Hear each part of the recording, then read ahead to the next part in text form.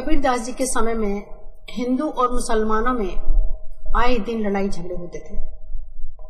उनकी रचनाओं में इसका प्रभाव हमें दिखाई देता है। उन्होंने कोशिश की दोनों को समझाने की कि राम और रहीम अलग अलग नहीं हैं, ईश्वर एक है। लेकिन लोगों ने उनकी बात नहीं मानी, जैसे अक्सर होता है, कुछ ने मानी कुछ ने नहीं भी मानी। उन्होंने अपनी रचनाओं के माध्यम से उन्हें ललकारा। कहते हैं कबीर वाणी के डिक्टेटर थे। वो बहुत मुलायम मुलायम या पुचकार के या प्यार से बात नहीं करते थे। जब उन्हें कोई बात समझानी है तो वो जोरदार शब्दों में, कठोर शब्दों में उनकी बात करते थे।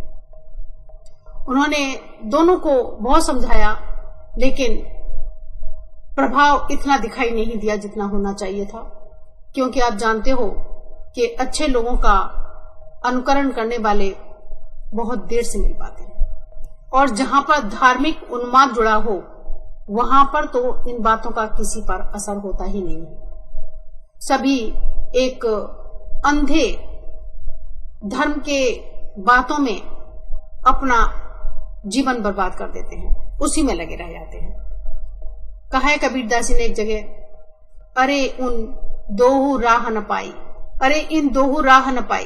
किसने? हिंदू और मुसलमान दोनों अपनी राह से भटक गए हैं।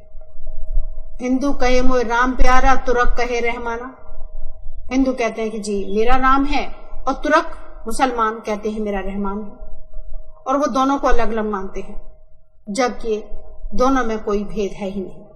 उन्होंने मुसलमानों के पाखंड को बताते हुए उन्हें ललकारा है कि कांकर पाथर जोड़ के मस्जिद लई बनाए, कापर मुल्ला बांग दे क्या बहरा हुआ खुदा।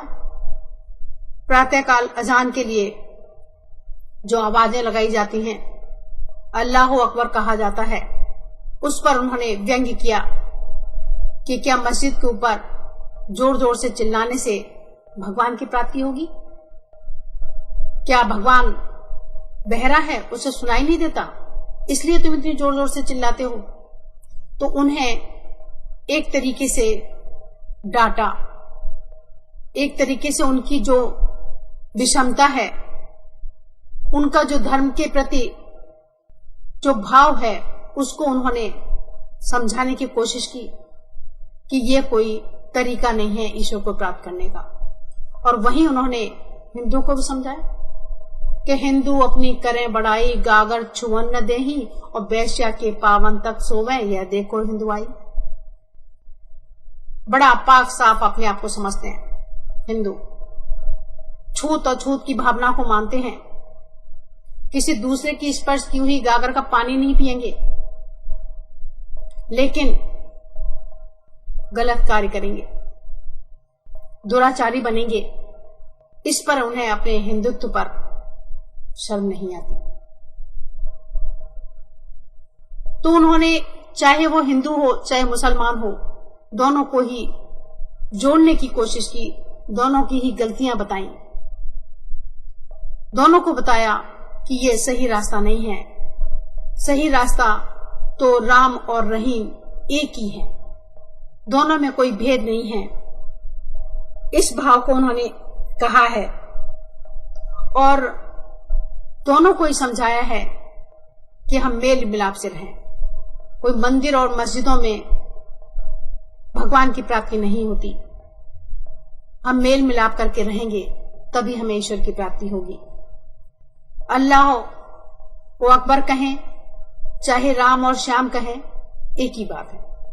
भगवान के अनेक रूप नहीं है, भगवान एक ही है। वह इस अद्वैतवाद को, यानी कि भगवान का कोई अलग अलग रूप नहीं है, भगवान एक है, इस चीज को वो बार बार बताते हैं और दोनों को समझाने की कोशिश करते हैं। इस तरीके के हमें बहुत ही रचनाएं हमें कबीरदास जी की मिलती हैं, जहां पर उन्होंने हिंदू और मुसलमानों को एक करने की कोशिश की है, उन्हें समझाया है और उनको एक साथ रहने की, एक भगवान को मानने की उन्होंने सलाह दी है। दोनों के लिए बहुत इस बात का प्रयत्न किया है।